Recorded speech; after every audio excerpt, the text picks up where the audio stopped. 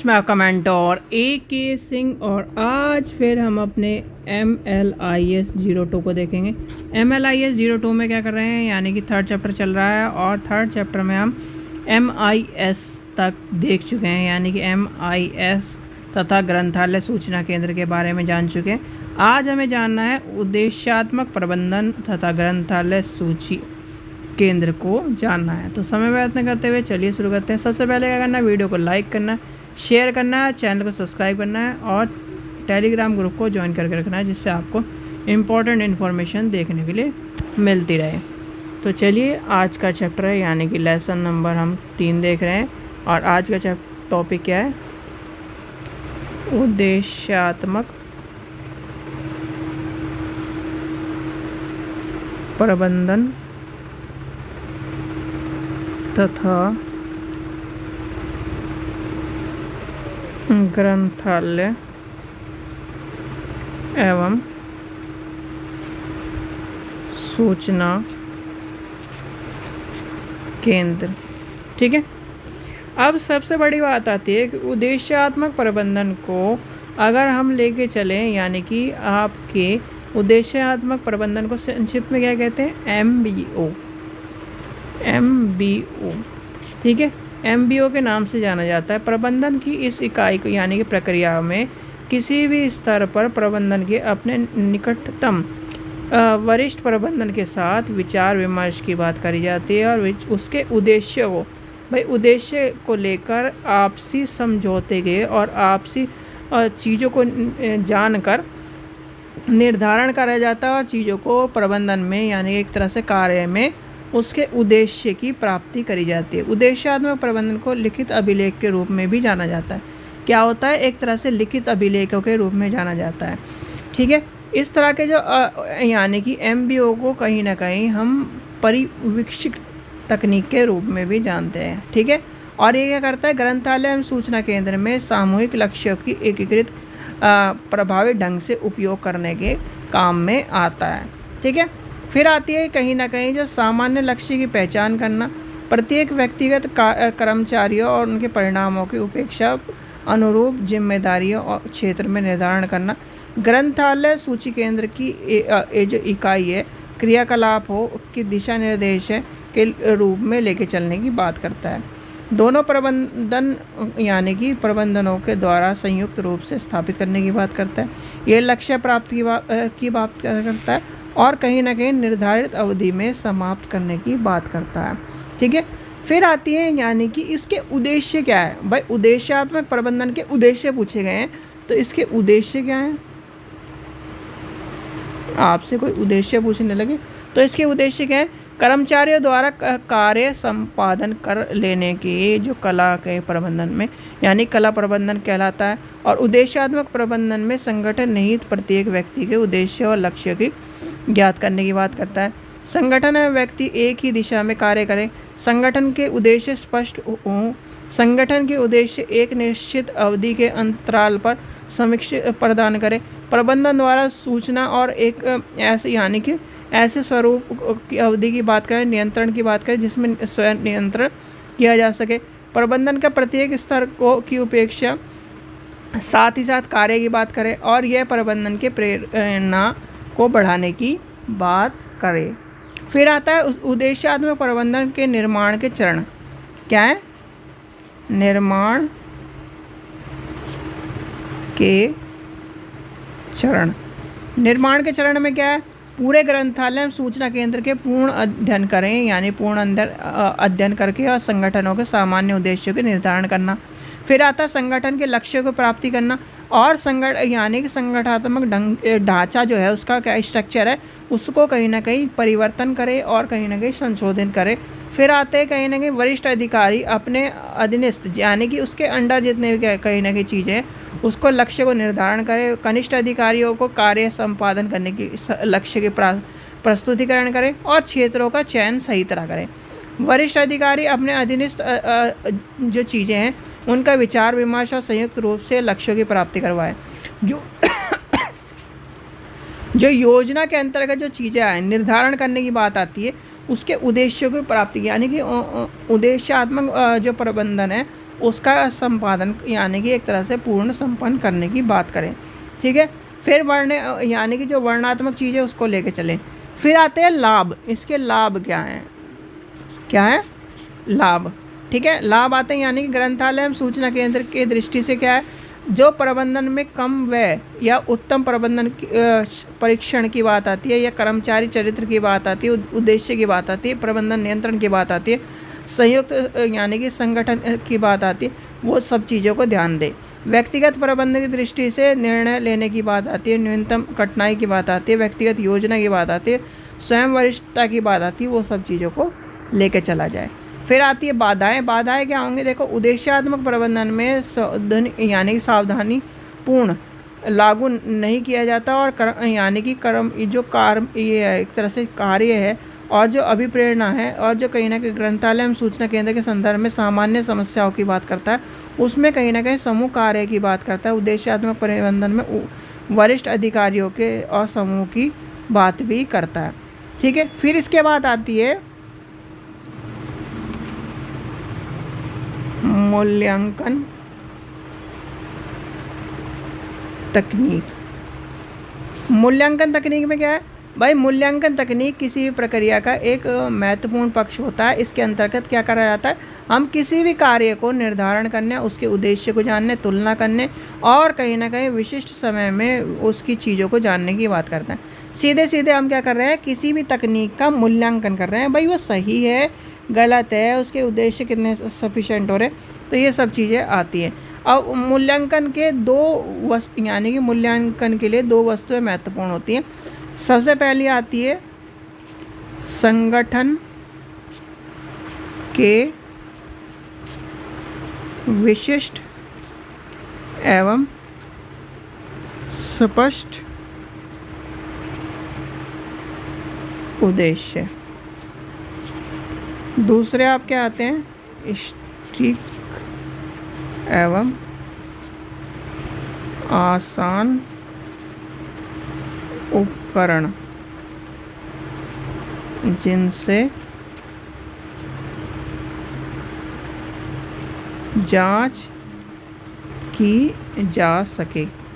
ठीक है, यह हमारे कहीं ना कहीं देखने को मिलते हैं। फिर आते हैं यानी कि मूल्यांकन के उद्देश्य क्या है? भैया मूल्यांकन के कहीं ना कहीं उद्देश्य क्या होते हैं? उपेक्षक यानी कि परिणामों की सीमा तक प्राप्ति की बात करें। फिर किसी विशिष्ट सफलता का यानी सफलता हो या असफलता के कारण को निर्धारण करें। सफलता के पीछे सिद्धांतों का जो चीज़ें उसके उनको देखें। असफलता के पीछे क्या सिद्धांत उनको देखें, क्या कमी रह गई उनको देखें। उपयोगिता को बढ़ाने की तकनीक को जाने। प्रेरणा यानी कि प्रणाली के उद्देश्य को पुनः परिभाषित करें। ठीक है, ये सब चीज़ें आती हैं। फिर आते हैं ग्रंथालय, यानी ग्रंथालय और सूचना केंद्र को दो प्रकार के मूल्यांकनों के प्रयोग में बांटा गया। तो दो प्रकार आपको पता होना चाहिए। सबसे पहला आता है स्थूल मूल्यांकन।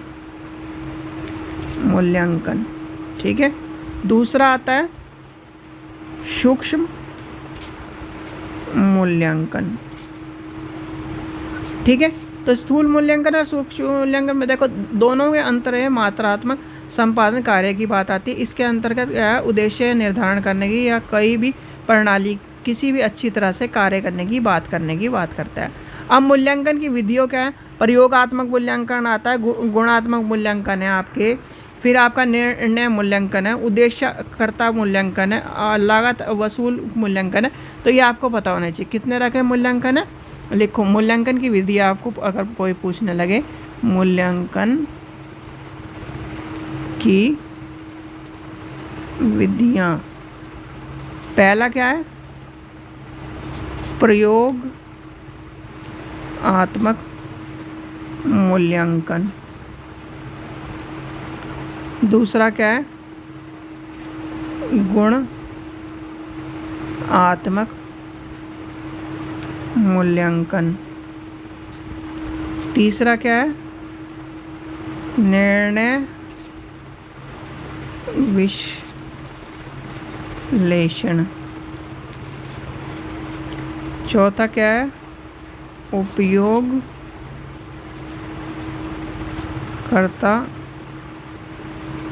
अध्ययन। पांचवा क्या है? लागत वसूली विश्लेषण।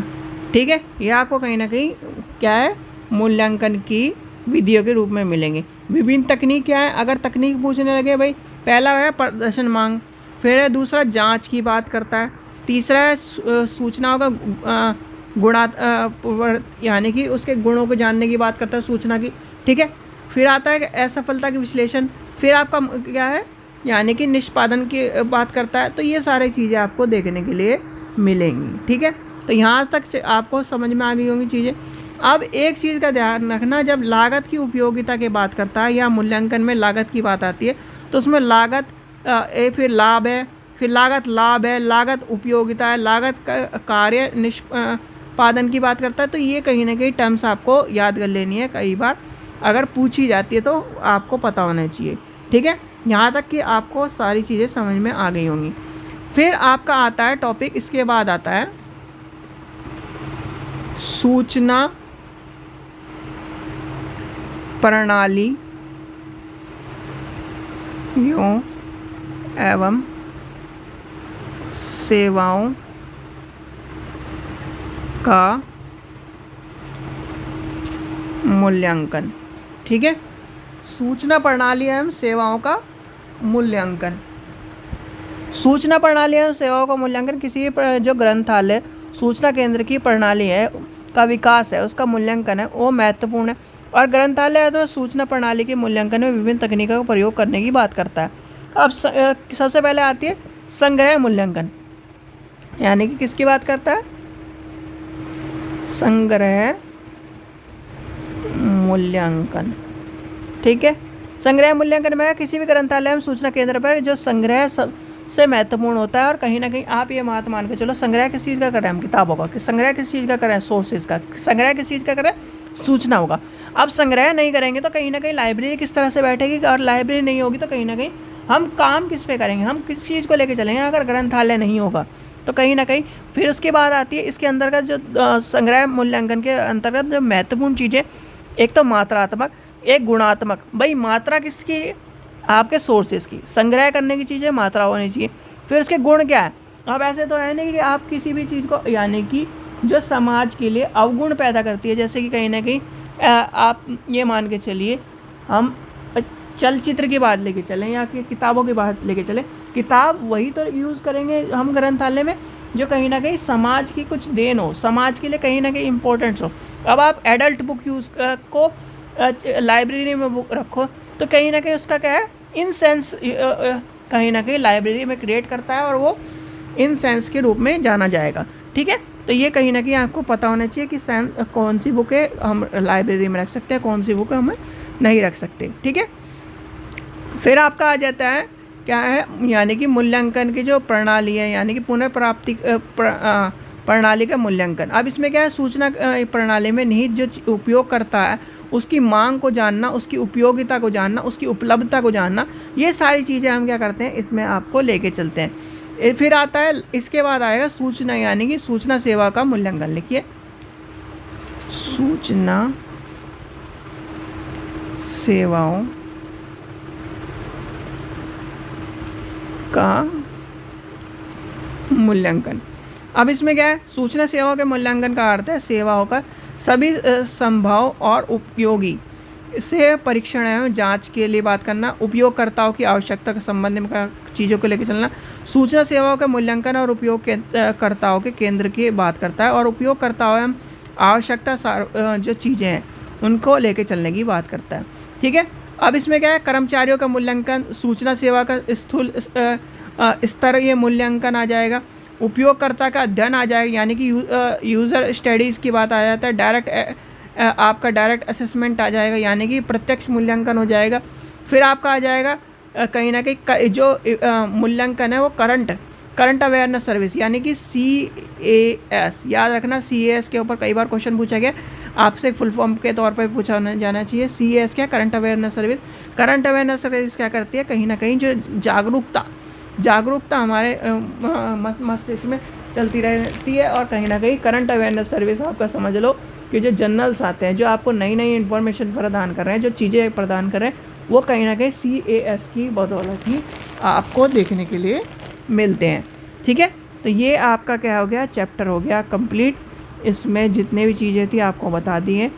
ये हो गया 3rd चैप्टर आपका कंप्लीट। अब इसमें क्वेश्चन अगर आपसे कोई कहने लगे कि क्वेश्चन क्या इंपॉर्टेंट है, क्वेश्चन कौन सा इंपॉर्टेंट है, सीधे दो इंपॉर्टेंट क्वेश्चन है। और जितने भी स्टूडेंट UGC नेट की तैयारी कर रहे हैं हमसे मात्र 100 रुपये में प्रीवियस से ले सकते हैं।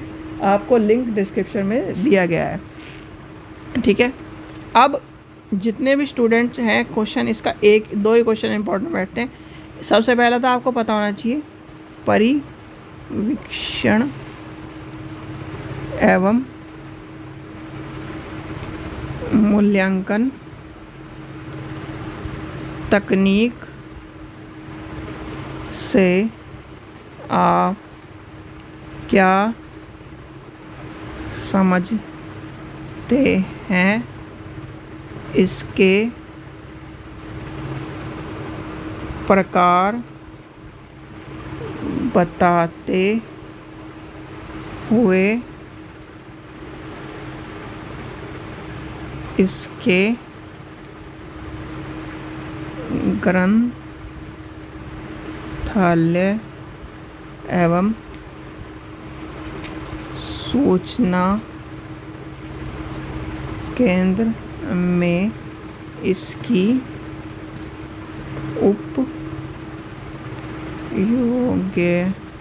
उपयोगिता को लिखिए। ठीक है, तो ये आपसे पूछा जा सकता है। ठीक है, तो ये आपको पता होना चाहिए। क्वेश्चन आपका एक क्वेश्चन आपसे इस तरह का पूछा जाएगा। ठीक है, या फिर आपसे पूछ लेगा मूल्यांकन तकनीक से आप क्या समझते हैं, मूल्यांकन तकनीक के बारे में पूछ लेगा, सिंगल क्वेश्चन। ठीक है, चलिए आशा करता हूँ आपको वीडियो पसंद आ गई। वीडियो पसंद आए तो लाइक करें, चैनल को सब्सक्राइब करें, वीडियो को ज़्यादा शेयर करें। Thank you.